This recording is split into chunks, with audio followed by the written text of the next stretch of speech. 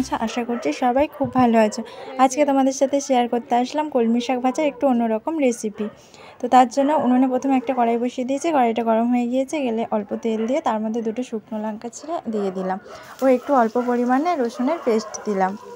দিয়ে তারপরে কিছুক্ষণ এটা ভাজতে দিয়েছি। দিয়ে তার মধ্যে কিছুটা পরিমাণে পেঁয়াজ কুচি দিয়েছি, শাক ভাজা তাই একটু বেশি। তো এবার সমস্তটা একসাথে কিছুক্ষণ ভেজে নিচ্ছি। বন্ধুরা, তোমরা কড়াইটা দেখে হয়তো ভাবছো এত বাজে কড়াই এরকম কালো হয়ে আছে, তাতে ভিডিও করছি। কিন্তু বন্ধুরা, সত্যি বলছি, কিছু কড়াইটাতে আমাদের উনুনে রান্না করা হয়। দেখো, তোমাদের সাথে গল্প করতে করতে এর মধ্যে হলুদ ও পরিমাণ মতো লবণটা দিয়ে দিচ্ছি। এরপর কিছুক্ষণ ভাজতে দিয়ে দিলাম, আর তেলটা একটু কম ছিল, তেলটাও এর মধ্যে অ্যাড করে দিলাম। এবার দেখো, সেই হলো কলমি শাক, তোমাদের বলছিলাম। তো এটা তো আমাদের এখানে কলমি শাক নামেই পরিচিত।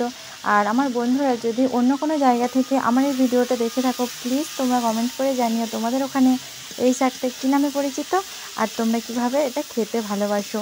বন্ধুরা, তোমাদের যেটা বলছিলাম, তো কড়াইটা তো খুবই কালো হয়ে আছে। তোমরা ভাবছো এটা মানে উনুনে করা, আর তাছাড়া এটা সেভাবে মাজতেও পারি না, মাঝখানটা ফেটে গিয়েছে, তো তার জন্য আর মাজতেই পারি না। আমাদের গ্যাসে করা আছে, সেটা পুরো পরিষ্কার। এর আগের ভিডিওগুলোই তোমরা দেখেছো, ওই কড়াতেই আমি ভিডিও দিয়েছি। এই ফার্স্ট আমি এরকমই কড়াই ভিডিও দিলাম, তার জন্য সরি, তোমরা প্লিজ আমাকে ক্ষমা করে এই ধরনের কড়াই ভিডিও দেওয়ার জন্য। আর বন্ধুরা দেখো, শাকটা তো ভাজা হয়ে গিয়েছে, এর মধ্যে অল্প পরিমাণে একটু চিনি অ্যাড করে দিলাম, শাকটা যাতে টেস্টফুল আরও হয়। তো এর মধ্যে অল্প একটু রস আছে, ওই রসটা শুকানো পর্যন্ত এটা নেড়ে নিচ্ছি। তো তোমরা দেখতেই পাচ্ছ এবার আর এর মধ্যে কোনো রস বা জল ভাবটা নেই। এবার শাকটা নামিয়ে নেবো, সম্পূর্ণ ভাজা হয়ে গিয়েছে। তো তোমরা দেখে বলো, শাক তো পুরো ভাজা কমপ্লিট, কেমন হয়েছে বলো। আর আমার এই রেসিপিটা যদি তোমাদের ভালো লেগে থাকে, প্লিজ লাইক কমেন্ট শেয়ার করো।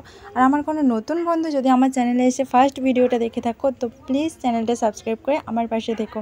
তোমাদের সবাইকে অফুরন্ত ভালোবাসা আমার পক্ষ থেকে।